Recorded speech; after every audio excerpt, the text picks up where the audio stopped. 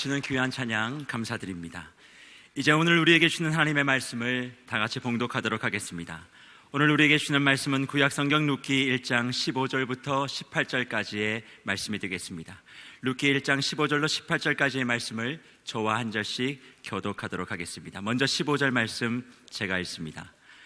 나오미가 또 이르되 보라, 내 동서는 그의 백성과 그의 신들에게로 돌아가나니 너도 너의 동서를 따라 돌아가라 하니, 룻이 이르되 내게 어머니를 떠나며 어머니를 따르지 말고 돌아가라 강건하지 마옵소서. 어머니께서 가시는 곳에 나도 가고 어머니께서 머무시는 곳에서 나도 머물겠나이다. 어머니의 백성이 나의 백성이 되고 어머니의 하나님이 나의 하나님이 되시리니, 어머니께서 죽으시는 곳에서 나도 죽어 거기 묻힐 것이라. 만일 내가 죽는 일 외에 어머니를 떠나면 여호와께서 내게 벌을 내리시고 더 내리시기를 원하나이다 하는지라. 나오미가 룻이 자기와 함께 가기로 굳게 결심함을 보고 그에게 말하기를 그치니라. 아멘. 이제 준비된 영상을 보신 후에 오정현 담임 목사님 나오셔서 전적 위탁의 회복이라는 제목으로 추수감사주일 말씀을 전해 주시겠습니다.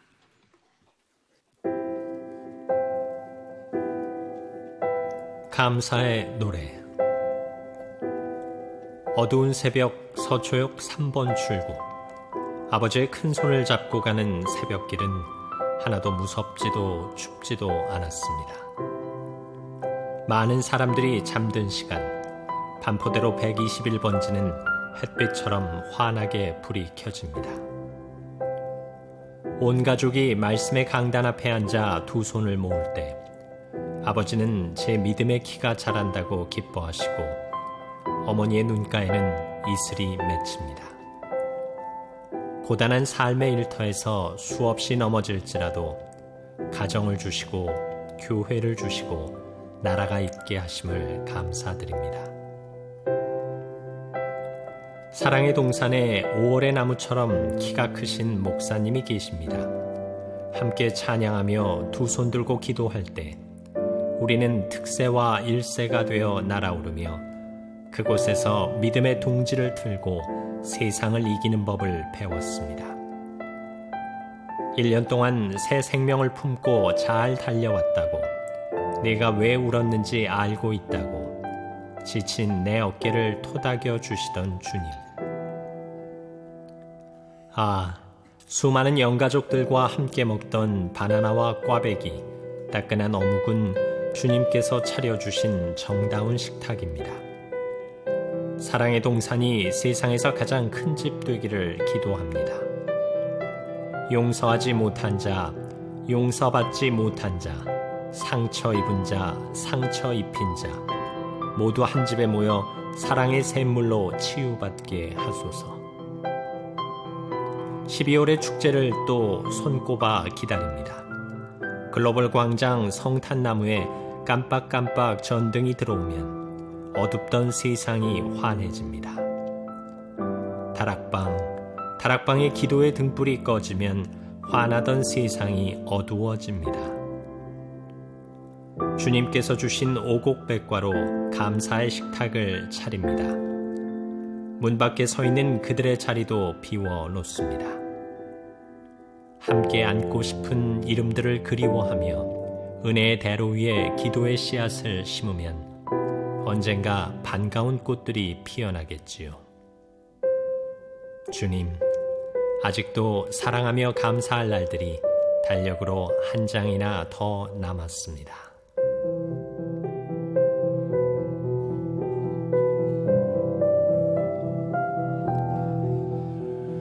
살아계신 하나님께 이처럼 감사하고 누군가를 그리워할 수 있고 이웃에게 감사할 수 있는 깊은 가을 추수감사주를 하러 가신 주님을 찬양합니다.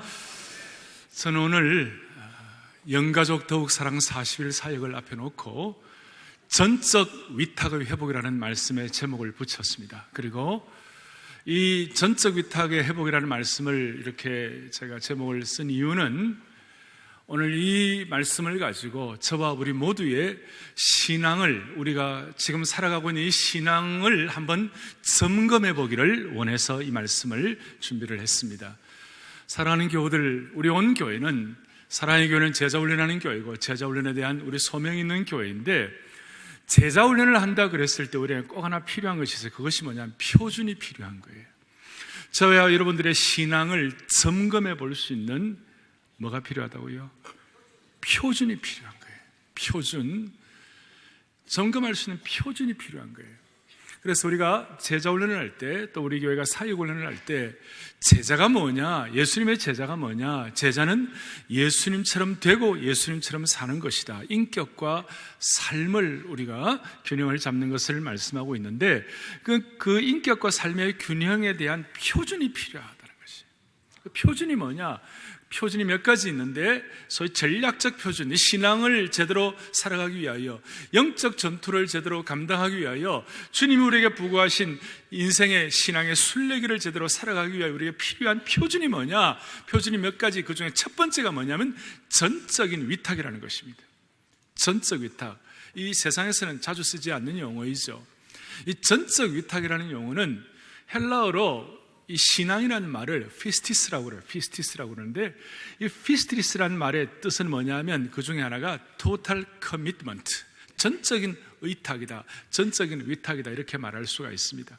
그리고 이 전적 위탁에 대해서 신약에서는 예수님께서 우리에게 보여주신 것이 뭐냐면, 누가복음 23장에 보면 주님이 십자가에 달려 돌아가실 때 마지막에 주님이 이렇게 말씀하셨어요. 내 영혼을 아버지께 뭐하나이다. 자, 내 영혼을 아버지께 뭐하나이다? 의탁하나이다. 내 영혼을 아버지께 부탁하나이다.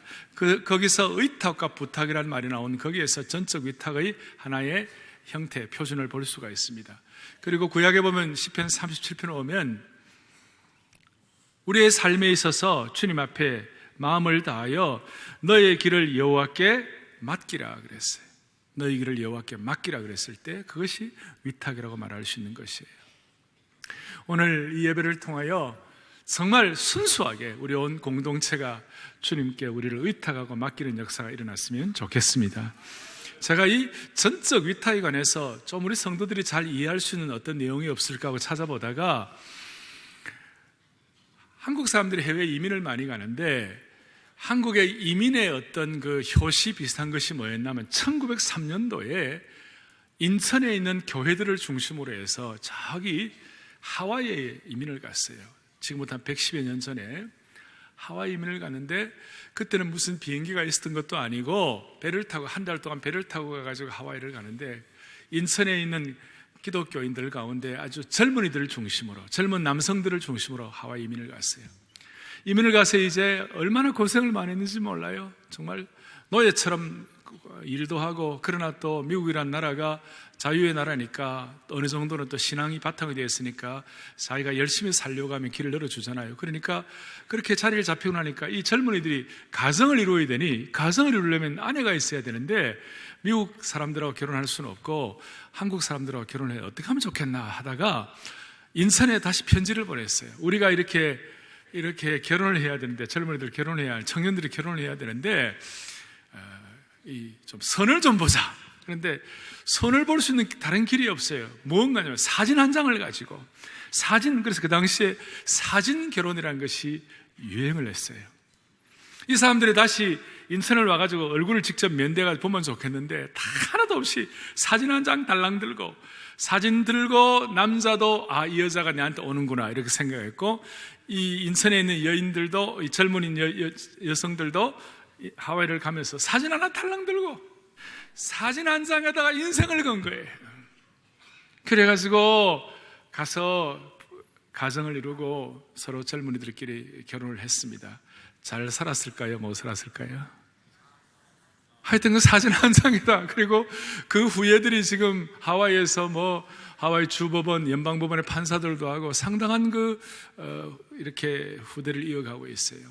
사진 한 장에다 인생을 건다. 어떻게 보면 이 여성의 입장에서는 전적 위탁을 한 것이에요.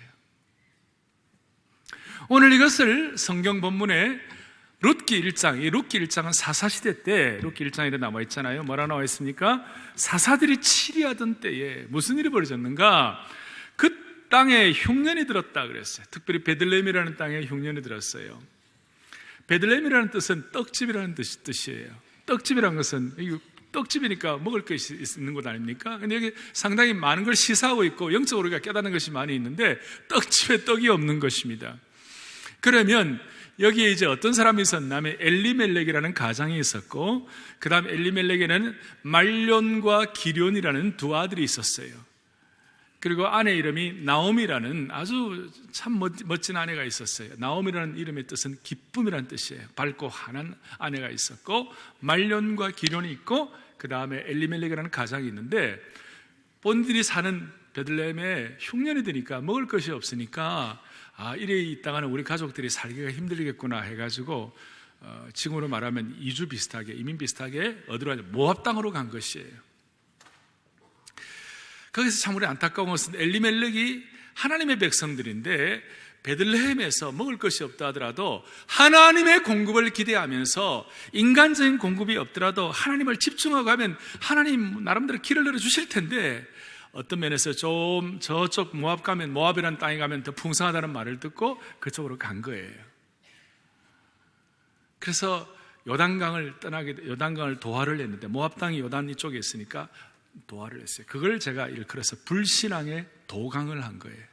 기다리지 못하고 불신앙의 도강을 해서 모압 땅에 가서 처음에는 나름대로 사는 것 같았는데, 거기 가서 10년이 지나는 사이에 무슨 일이 벌어졌는가? 남편도 죽고 말론과 기련 두 아들이 다 죽어버린 거예요.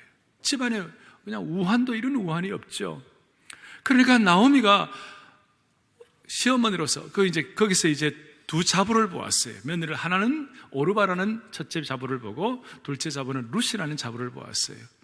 거기에다가 남편 죽고 아들들 다 죽고 이러니까 이제 다른 길이 없는데 6절에 보니까 그 여인이 모압 지방에서 여호와께서 자기 백성을 돌보시고 그들에게 양식을 주셨다 함을 듣고, 저 베들레헴에 우리가 떠나온 고향 그 베들레헴에 이제는 먹을 것이 풍성하고 하나님의 공급하시는구나, 이걸 이제 소식을 듣고 돌아가야 되겠다고 여기 있다가는 안 되겠으니까 돌아가겠다고 생각을 하고, 나는 돌아간다. 그런데 두 자부 너희들은 남편도 죽고 그랬으니 여기 또 모압 출신이니까 그냥 여기 있어라. 그리고 너희들의 신들에게 돌아가라. 그렇게 얘기하니 첫째 며느리인 오르바라는 며느리는 알겠습니다 하고 처음에는 거절을 하다가 이제 모압에 남기로 하고 룻 그렇게 하고 난 다음 둘째 며느리인 룻에게 이래 얘기를 15절 좀 보세요. 15절 나오미가 또 이르되 보라 내 동서는 그의 백성과 그의 신들에게로 돌아가느니 너도 너의 동서를 따라 돌아가라. 그렇게 했어요. 너도 너의 동서를 따라 돌아가라.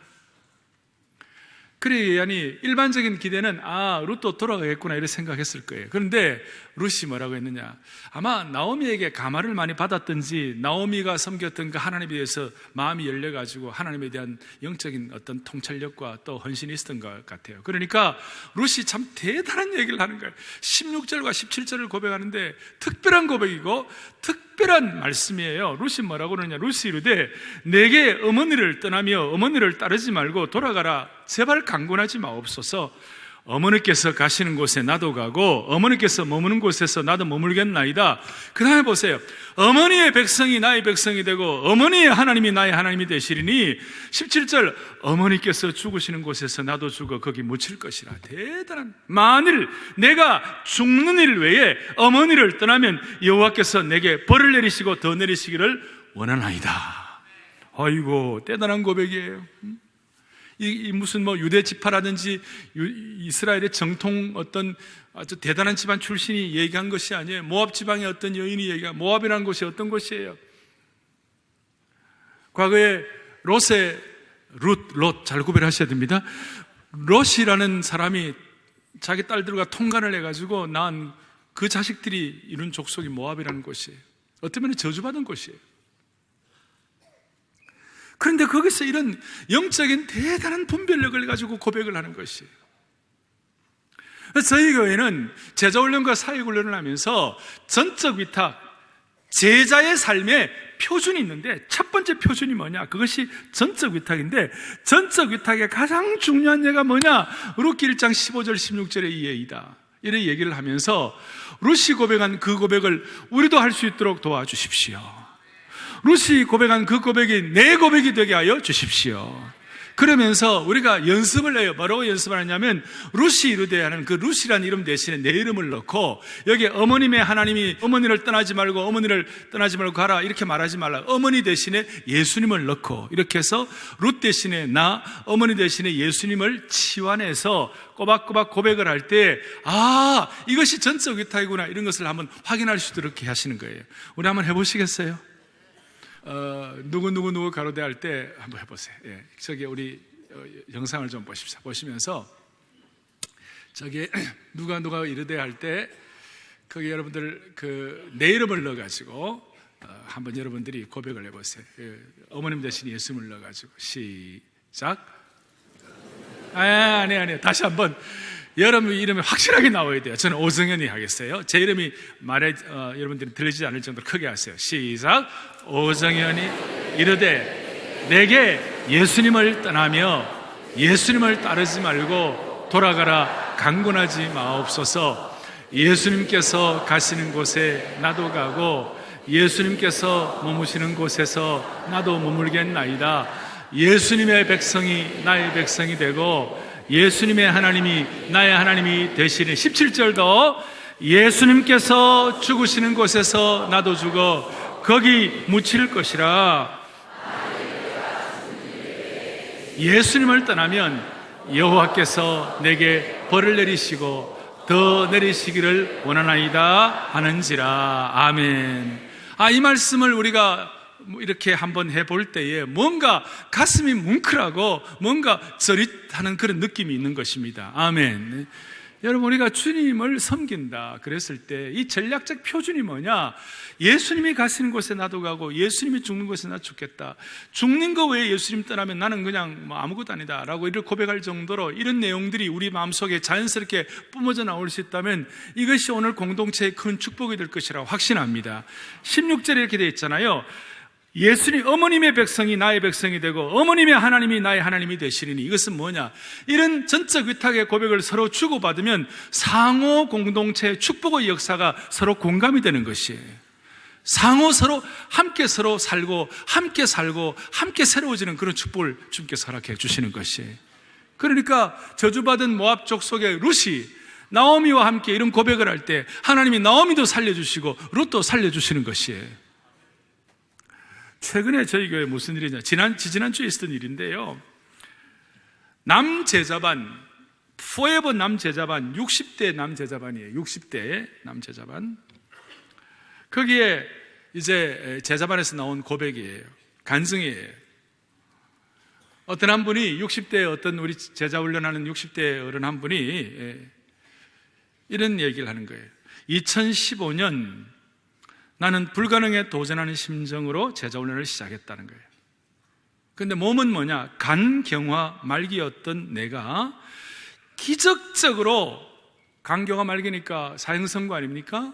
그런데 기적적으로 뇌사자의 간을 기증받아 간이식 수술을 해가지고 제2의 인생을 살게 되었다는 것이에요. 오늘 제가 전적 위탁을 얘기하는데 전적 위탁도 브레넨 매닝이라는 이 지성인이 있는데, 기독교 지성인이 있는데 이분이 하는 얘기가 전적 위탁은 제2의 회심이다 그런 얘기였어요. 제2의 회심. 제가 여러분과 제가 제2의 어떤 신앙의 수준으로 올라가기 위하여 전적 위탁을 하는데 이 전적 위탁의 은혜는 상호작용을 일으키고 서로 은혜를 주고받고 함께 이 전적 위탁을 이루어 가는데 이분에게 이랬다는 거예요. 그러니까 간이식을 하니까, 그리고 몸이 또 안 좋고 몸이 붓고 그래서 고혈압이 200, 고지혈증, 콜레스테롤, 당뇨, 비만으로 2개월에 한 번 병원에서 정기검진을 받아야 하는 그런 상태였고 몸무게가 몇 킬로 나가느냐? 130kg. 좀 많이 나가시죠? 130kg. 내 몸 하나 지탱하기도 힘든데 제자훈련이 가능할까? 자꾸 처음에는 회의적인 생각이 들었대요. 그런데 이번에 제자훈련 2.0은 온전론으로 나가고 거기에 좀 보완을 된 것이 뭐냐? 우리의 생각의 온전함, 우리의 감정의 온전함, 우리의 의지의 온전함, 우리의 행실의 온전함, 우리의 관계의 온전함, 이 온전론에 대한 그 총체적인 생활 제자도를 구현해보겠다는 그런 마음이 들어가지고 한번 도전해보라는 것 때문에 그래, 한번 도전해봐야지. 이렇게 제자훈련을 들어간 거예요. 들어가지고 이제 여러 가지 있는데 제가 중략하고 한 가지, 지난주에 우리 빼빼로데이에 빼빼로 데이에 31kg를 줄이겠다. 그렇게 결심을 하고 매일 아침 7시에 우면산에 오르기 시작했다는 거예요. 그래서 양손에 스틱을 쥐고 뒤뚱거리며 산에 오르는 나를 보는 사람들마다 응원의 인사를 건네주었다는 것이에요. 산에서 만나는 사람들에게 꼭 감량에 성공하여 산 정상 소망탑에서 떡 잔치를 하겠다고 말한 거예요. 그리고 새생명 축제에 즈음해가지고 아마 이것이 하나님 주신 전도의 마음이라고 생각하고, 그렇게 4개월이 지난 2주일 전 약속보다 10일쯤 앞당겨서 우면산 산꼭대기 소망탑이 있어요. 산꼭대기 소망탑에서는 떡잔치가 열렸습니다. 좀 걱정해요, 떡잔치를 해가지고. 그런데 그게 뭐냐면 사랑의 교회 제자반 이름으로 현수막이 걸리고, 저는 그거 알거든요, 소망탑 거기에 저도 올라가니까. 그리고 뭐라고 해야 돼? 현수막이 걸리고 감사의 마음으로 준비한 250개의 떡은 순식간에 동이 났습니다. 그날 우면산 소망탑 앞에서 나의 체중은 99kg을 초과 달성한 97.5kg이었습니다. 그래서 할렐루야 하고 퇴행성 관절염으로 인해 무릎을 굽혔다 폈다도 못하던 내가 지금은 보통 사람 수준으로 산에 오르게 되었고, 몸의 모든 수치는 거의 정상으로 돌아왔습니다. 봄학기에 혼자서 할 수 없었던 일이 제자반이 혼연일체가 되어서 서로 아껴주며 가능한 일이 되었습니다. 우리의 속 사람뿐만 아니라 그 사람까지 변화시키는 기적이 일어난 것입니다.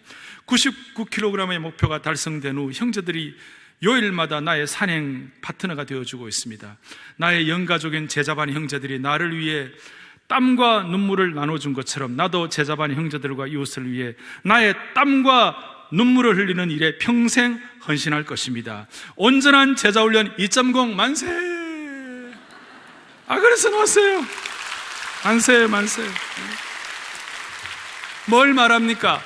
같이 위탁이 되면 서로가 은혜를 주고받는 것이에요. 동시에 오늘 이 말씀을 들으면서 저와 여러분들이 그야말로 우리 한번 일생에 위탁할 수 있는 그 일에 집중하면 해도 좋겠다, 그런 마음 주시면 좋겠습니다. 자, 그러면 오늘 이 말씀을 가지고 불신앙의 도강을 해가지고 모압으로 갔지만, 이제는 다시 전적 위탁을 통한 신앙의 결단을 통하여 다시 요단강을 건너서 베들레헴으로 돌아간 이 나오미와 룻을 통하여 우리가 어떤 교훈을 받을 것인가? 첫 번째는 이 전적 위탁은 반드시 우선순위의 전투의 과정을 거쳐야 하는 것이에요. 모든 전적 위탁은 우선순위의 과정을 거쳐야 되는 거예요. 그것이 무슨 말이냐면, 내가 주님을 전적 위탁한다 그랬을 때 그 전적 위탁은 무엇이 우리에게 포함되어야 하는 것인가? 마태복음 10장 37절 38절의 내용이 나와 있습니다. 그거 우리 합독합니다. 아버지나 어머니를 나보다 더 사랑하는 자는 내게 합당하지 아니하고, 아들이나 딸을 나보다 더 사랑하는 자도 내게, 38절, 또 자기 십자가를 지고 나를 따르지 않는 자도 내게 합당하지 아니하니라. 아멘. 주님이 뭐라고 말씀하시는가? 너는 너의 삶의 우선순위를 확정하라. 우리가 인생을 살아가면 아버지 어머니가 우리에게 이거죠, 자식이 이거죠. 우리에게 이렇게 하지만 진짜 너가 신앙 안에서 신앙적 표준을 제대로 세우려면 아버지 어머니가 중요하고 자식이 중요한 것 이상, 그 이상의 하나님과의 관계가 전적 위탁의 관계로 정리가 되라, 그 뜻이에요. 이걸 복음서의 다른 표현을 이렇게 말합니다. 아버지와 자식과 아내나 남편과 처자를 미워하지 않으면, 이런 말이 나와요. 그 미워한다는 말은 진짜 밉다 그런 뜻이 아니라 우선순위의 관계가 먼저 하나님 나라와 하나님이 되라, 그 뜻이에요. 이걸 우리는 흔히 그렇구나 하고 이해할 수 있지만 거기에 좀 깊은 뜻이 포함되어 있는 것이에요. 여러분, 사실 우리가 주님 나라를 위하여, 하나님을 위하여 하나님께 우선순위 전적 위탁한다, 이게 사실 제가요 이 말씀 전에 쉬운 거 아니에요. 여러분, 이 가운데 많은 분들이 오늘 예배에 이 자리에 나와 있는 것 자체가 힘든 분들이 계세요. 어떤 분들은 생업이 너무 힘들고 너무 고통스러워서, 제가 이민교회를 오래 했지 않습니까? 거기에 보면 이민사회는 정말 척박한 것이 많아요. 투잡, 쓰리잡 뛰고 너무너무 코에서 단내가 나는 인생을 살면서 앉아 있기만 해도 주일날 와서 예배 시간에 앉아 있는 것만 자체도 힘든 거예요. 그런 분들이 많아요. 그런 분들을 앞에 놓고 전적 위탁을 하라, 헌신을 하라, 아버지와 부모와 자식보다도 하나님 우선순위를 하라, 이렇게 요구한다는 거 여러분 쉬운 거 아니에요. 그렇지만 저는 그렇게 믿어요. 진짜 위탁을 해야 참된 위로가 있는 것이에요. 위로만 있는 설교는 그것이 오래가지를 못해요. 하나님이 오늘 여러분들과 저의 영안을 열어주시기를 원하는 것입니다. 왜 주님은 우리에게 전적 위탁을 하라고 그랬을까요? 주님은 왜 우리에게 아내나 자식보다 주님을 더 사랑하라 그랬을까요? 하나님이 무슨 억하심정이 있으셔갖고요? 하나님이 우리를 뭔가 구속시켜가지고 어떤 하나님의 어떤 로봇처럼 그렇게 몰모트처럼 쓰시려고 그러는 거예요? 그게 아니에요. 오늘 이 우선순위의 전투에 승리해야 되는데 이것이 참 힘든 일이에요. 얼마나 힘들면 존 번영 같은 사람은 하나님의 일을 위하여 나중에 종교개혁의 정신을 가지고 개혁자의 마인드를 가지고 일해보려고 하니까 감옥에 들어가게 됐어요. 감옥에 들어가는 순간 가족들을 버리고 감옥에 들어가는 순간 존 번영이 뭐라고 얘기하는가 하면 마치 내 살을 뼈에서 뜯어내는 것 같다, 그렇게 기록하고 있어요. 얼마나 힘들면 자식과 아내를 두고 감옥에 들어가는 그 가장의 심정은 마치 살을 뼈에서 뜯어내는 것과 같다. 아마 과거에 주기철 목사님 평양 감옥에 갈 때, 손영원 목사님 가족 두고 공산당에게 총살당할 때 이런 마음 아니었겠어요? 주님은 왜 우리에게 이걸 요구하시는 거예요? 왜 이렇게 고통스러운 일을 요구하시는 거예요? 그 이유는 주기철 목사님이나 손영원 목사님이나 존 번영 같은 분은 신앙세계의 저기 석사과정이고 저기 고층에 아주 높은 고봉에 올라가는 분들이에요. 요즘 우리는 포스닥, 후박사, 박사 후박사의 과정을 하고, 그런데 우리는 되게 신앙세계 초등학교, 중고등학교 수준이에요. 우리들에게 있어서 주님께서 왜 이와 같이 전적 위탁을 요구하시는지, 그 이유는 뭐냐? 아내나 자식이나 남편을 사랑하는 그 사랑보다도 주님을 향한 사랑이 우선순위가 되어야 한다, 그것을 말씀하고 있는 것이에요. 그리고 그 다음에 중요한 것인데, 우선순위의 전투에 승리하면 하나님 주시는 깨달음이 뭐냐면 하나님께 전적 위탁이 된 그 사랑이 진짜가 된다는 것이에요. 전적 위탁이 된 사랑이 아니고서는 그 사랑을 믿을 수가 없다는 것이에요.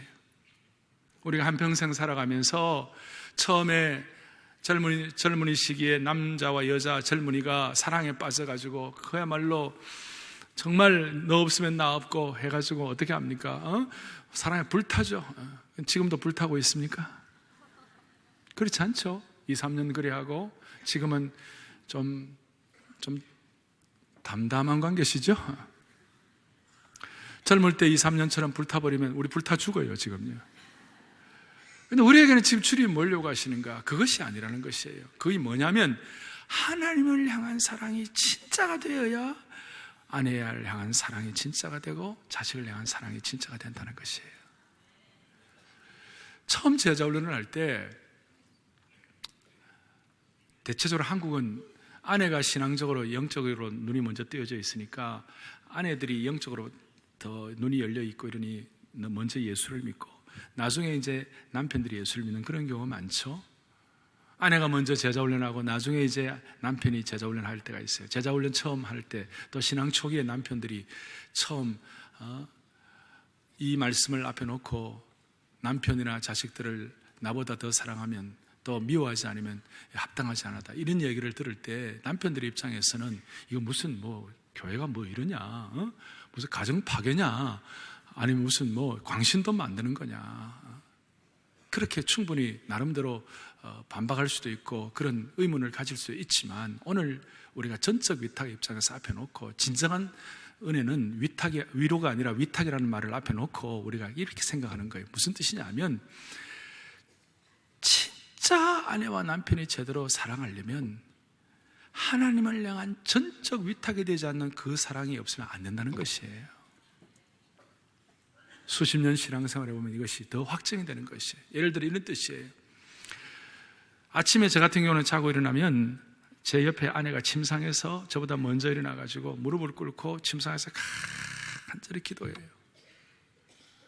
그리고 또 자기 책상에 앉아가지고 아침에 말씀을 가지고 큐티를 해요. 그리고 진지하게 주님 앞에 말씀 앞에서 다 반응하는 그 모습을 보면 제가 무슨 생각이 들어요?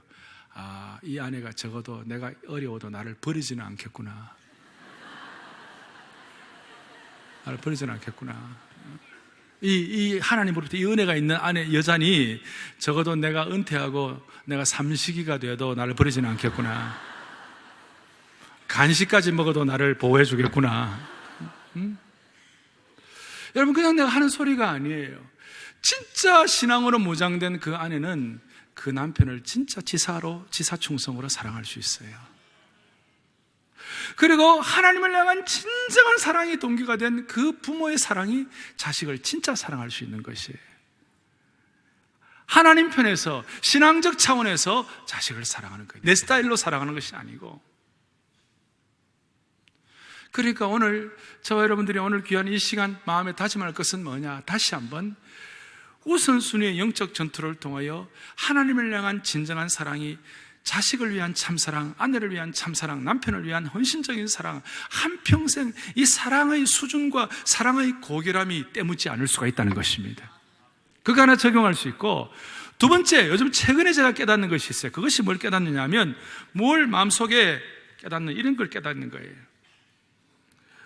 하나님께 전적 위탁이 되어야 사람과의 관계에 있어서 영적인 독립을 할 수가 있어요. 하나님께 전적 위탁을 하게 되고 하나님을 전적으로 의지하는 그런 사람에게는 사람과의 관계에 있어서 사람에게 매이지 않는다, 그 뜻이에요. 사람에게 매이지 않는다. 이것이 제가 볼 때 제자훈련의 전략적인 표준이에요. 그런데 대부분 우리는 거꾸로 하고 있는 것이에요. 어떻게 하느냐? 하나님께 전적 위탁이 되지 않으니까, 하나님으로부터 독립을 해버리니까 사람들과의 관계에 있어서 완전히 얽매이져 버리는 거예요. 사람에게 위탁이 되어버리는 것이. 아니, 그렇게 될 수밖에 없어요. 하나님께로부터 독립이 되어버리니까 사람에게 집착을 하는 것이에요. 오늘날 우리 주위에 생기는 수많은 병리 현상, 여러분들의 인간관계에서 상처받고 고통하는 모든 대부분의 문제는 우리가 하나님께로부터 전적 위탁이 안 되니까 사람들과의 관계를 너무 의지하다 보니 거기서 생긴 아내와의 관계, 남편과의 관계, 자식과의 관계, 이웃과의 관계, 우리 주위의 관계, 오늘 우리 주위에 다 보세요. 하나님을 향한 전적 위탁이 있으면 사람들과의 관계에 있어서 영적인 독립과 성숙이 있을 수 있는데 그걸 못하는 것이에요. 그걸 못하는 거예요. 하나님께 전적 위탁이 되면 사람들과의 관계에 있어서 온전히 성숙하게 되고 책임 전가하지 아니하고 사람에게 침지우지 않는 그런 인생이 되는 것이에요. 이럴 때 주님이 기뻐하시리라고 믿습니다. 그런데 사람들은 거꾸로 하고 있는 것이에요. 하나님께는 독립하고 사람들에게는 의존하고 있는 것이에요. 이것이 신앙의 큰 문제예요. 영적으로 성숙한 사람은 하나님께 의지하고 사람에게 의존하지 않습니다. 사람에게 짐을 지우지 않습니다. 그래서 오늘 사랑하는 형제자매 여러분, 하나님께 전적 위탁하고 사람에게는 전적 독립이 있기를 바랍니다. 전적 위탁이 있는 사람은 남과 비교하지 않습니다. 그래야 사람들에게 상처받지 않고 실망하지 않고 용서할 수 있습니다. 경쟁의식도 없습니다. 질투할 수도 없습니다. 단순해집니다. 순수해집니다. 복잡하지 않습니다. 비교하지 않습니다. 피곤하지 않습니다. 비판하지 않습니다. 사람의 눈치를 보지 않습니다.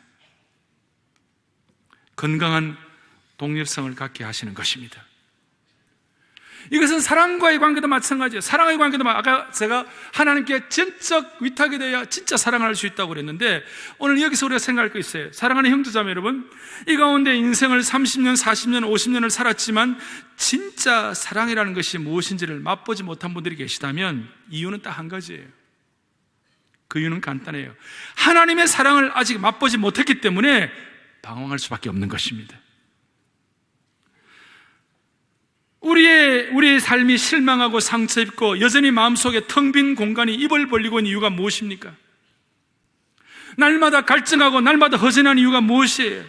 하나님의 진짜 사랑을 맛보지 못했기 때문에. 아니, 우리 편에서는 하나님께 전적 위탁하는 것을 오늘도 체험해보지 못했기 때문에 날마다 갈증하고 날마다 고통스러워하고 날마다 비판하고 힘들어하는 것이에요.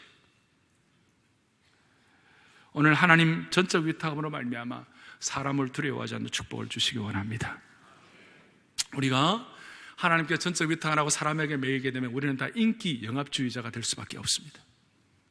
인기 영합주의란 말을 여러분들이 한번 가만히 생각을 해보십시오. 사람들의 말에 왔다 갔다 하는 것이에요. 부안해동하는 것이에요. 그래서 자기의 이름 지키려고 사람들에게 아부하는 것이에요. 우리가 고난의 터널 지난 몇 년 동안 이런 기간들을 거쳐오면서 저는 많은 걸 깨달았어요. 자기 명예 지키려고 그 다음에 사람들에게 아부하는 그것이 아니에요. 우리가 지금 중요한 것은 뭐냐면 하나님께 우리가 전적 위탁이 되어야 하는 것이에요. 고난이 있습니까? 힘듭니까? 그것은 하나님께 전적 위탁하라고 하나님께서 콜하는 것이에요. 지금 그럴 때 우리는 성숙할 수 있는 자리로 나아가게 되도록 하나님이 길을 열어주시는 것이라 믿으시기 바랍니다. 인기 영합주의란 말이 뭐예요? 요즘 SNS 있잖아요. 얼마 전에 지난주에 호주에 있는 어떤 소녀가 젊은 여자아이가 커밍아웃 했죠. 발표를 했죠.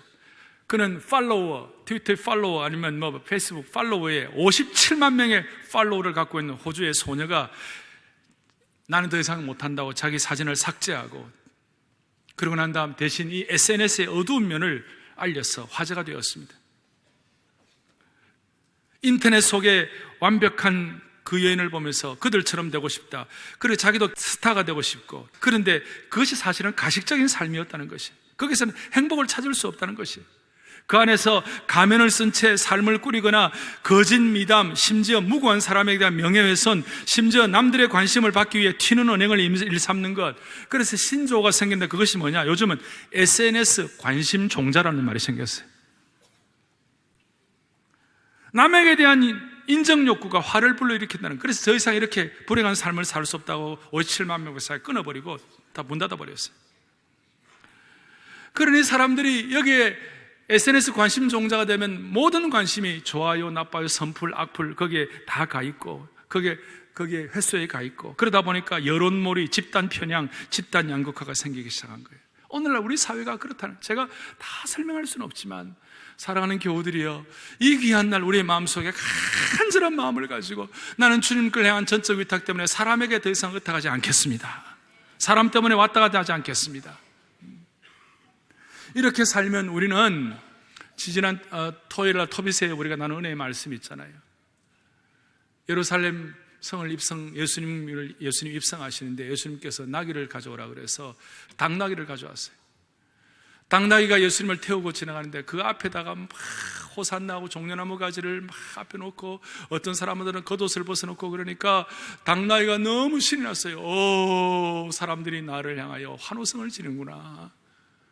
위에서 예수님이 당나귀야. 그 환호성을 지는 것은 나귀를 보고 하는 것이 아니고 누구를 보고 하는 것입니까? 나귀 위에 있는 예수님 보고 하시는 것이죠.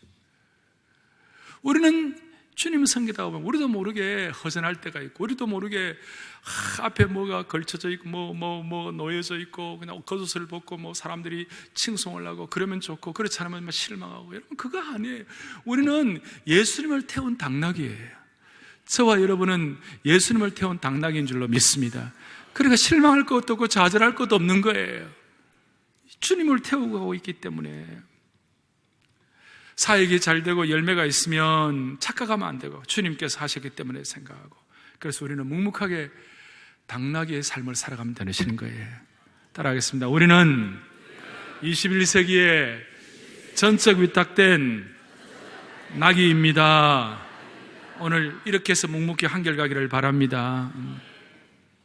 오늘 우리의 마음속에 이 마음을 가져야 돼요. 우리 마음속에 다시 한번 전적 위탁 우선순위, 그리고 주님을 향한 사랑이 참사랑을 깨닫고 주님을 향한 전적 위탁을 하지 사람과의 관계에 있어서 전적 의존을 하지 않는다. 이 마음 가질 때 하나님께서 우리 모두에게, 또 세상적으로 볼 때 인간의 굴레처럼 씌워진 모든 저주들이 물러가게 될 것입니다. 보십시오. 오늘 룻은 이 고백을 하고 룻기 2장부터 전적 위탁의 모습을 그대로 보여주고 실제의 삶의 현장에서 실체를 경험했어요. 그렇게 됐을 때 나중에 룻이 메시아 왕국의 가장 핵심 인물이었던 다윗의 증조 할머니가 될 수가 있었습니다. 무슨 말입니까? 아까 처음 말씀한 대로 룻이 포함된 이 모압 족속, 모압 족속 출신 그 모압은 롯이 딸과 통간에서 난 저주받은 민족인데 이 저주받은 민족의 저주의 고리를 룻의 전적 위탁을 통하여 끊어버렸다는 사실입니다. 오늘 이 진정한 감사와 전적 위탁이 전적 감사를 남으로 말미암아 하나님 앞에 우리 주위에 일어나는 수많은 저주의 고리를 끊어버릴 수 있는 은총의 통로가 되시기를 바랍니다. 구체적으로 전적 위탁이 되었다는 걸 뭘로 증명할 수 있습니까? 뭘 통해서 전적 위탁이 되었다는 것을 증명할 수 있습니까? 여러 가지 딱 하나, 지속적인 감사의 영, 지속적인 감사의 영, 지속적인 감사의 영을 통하여 전적 위탁의 축복을 가지고 이 시대 앞에 하나님의 도구로 주님 앞에 영광 돌릴 수 있도록 하나님께서 한 분 한 분 붙잡아 주시기를 바랍니다. 사랑의 교회는 앞으로 영가족 더욱 사랑 40일 사역을 계속 진행할 것입니다. 더욱 사랑합니다. 우리는 영가족입니다. 이런 마음으로 이 반포대로 121번지가 오늘 처음 영상 들으셨습니다만 이 자리가 영적 생명의 나무가 부쩍부쩍 클 수 있는 장소가 되기를 바라고 오늘 여기에서 우리가 지속적인 감사행을 통하여 전적 위탁, 전적 감사, 전적 사랑의 은혜를 가지고 사람에게 의탁하지 아니하고 하나님의 마음을 시원하게 드리는 거룩한 주의 종들이 되기를 바랍니다. 할렐루야. 우리 오늘 추수감사절인데요, 감사해요 주님의 사랑, 감사해요 주님의 은혜, 목소리 높여 주님을 영원히 찬양해, 이런 찬송이 있습니다. 이 찬송 하시면서 여러분 마음속에, 제가 오늘 따로 기도 시간을 갖지 않겠습니다. 마음속에 이 찬송 자체가 기도의 찬양이 되게 하여 주셔서, 옛날에는 이 찬송 우리 신앙의 선대 어르들은 나의 전부이신 나의 주님, 그분 앞에 나를 의탁하면서 감사해요 주님의 사랑, 감사해요 주님의 은혜, 목소리 높여 주님을 영원히 찬양해요, 목소리 높여 주님께 영원히 감사해요, 나의 전부이신 나의 주님, 이 찬송하면서 기도로 마음을 모으시기를 바라고, 사랑의 교회가 온 공동체가 전적 의탁을 통한 회복을 통하여 모두가 다 새 차원으로 갈 수 있도록 축복해 주시기를 바랍니다. 다 손을 펼쳐봐요. 감사해요 주님의 사랑. 우리 옛날 어른들 많이 부르는 찬송이에요. 감사해 주님의 사랑, 주님의 사랑, 감사해요, 감사해 주님의 은혜, 주님의 은혜, 목소리 높여 주님을, 목소리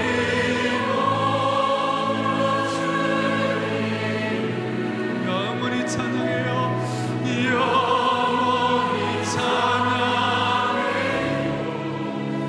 나의 전부이신 나의 주. 목소리 높여 주님을, 주님께 영원히 감사해요. 목소리 높여 주님께 영원히 감사해요, 영원히 감사해요, 나의 전부이신 나의 주.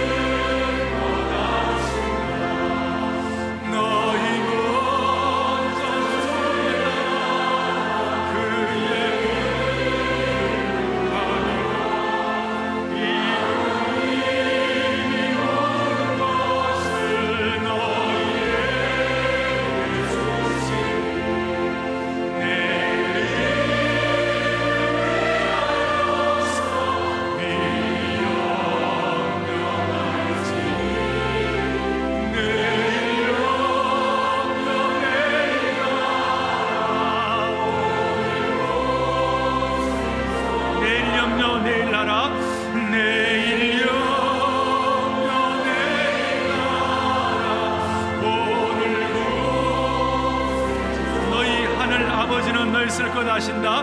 너희 하늘 아버지는 너희 쓸 거다. 그래서 사랑하는 자녀들을 입히시지 않으리야. 사랑하는 자녀들을 입히시리라. 평강, 하나님의 평강이 서로 축복합니다.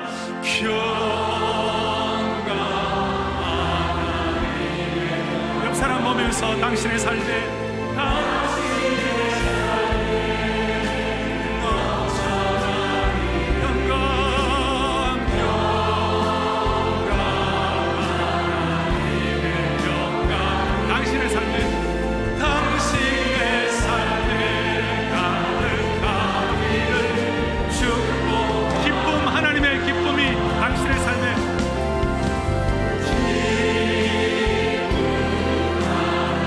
주시는 참 기쁨이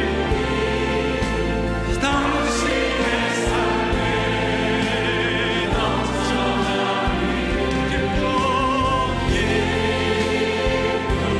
하나님의 기쁨, 당신의 삶에 가득한 마지막으로 감사, 하나님의 감사가 감사 옆에 보면서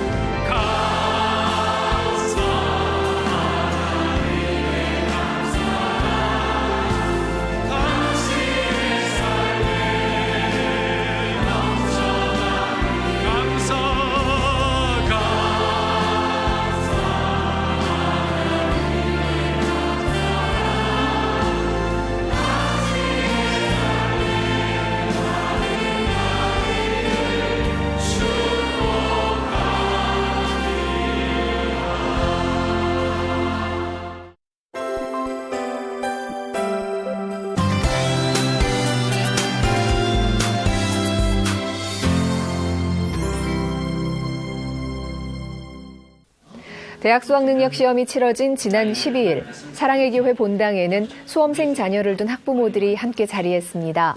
기도회는 수능시험 시간표에 따라 목회자의 인도로 진행됐는데요. 학부모들은 수능시험 8시간여 동안 자녀들을 위해서 간절하게 기도했습니다.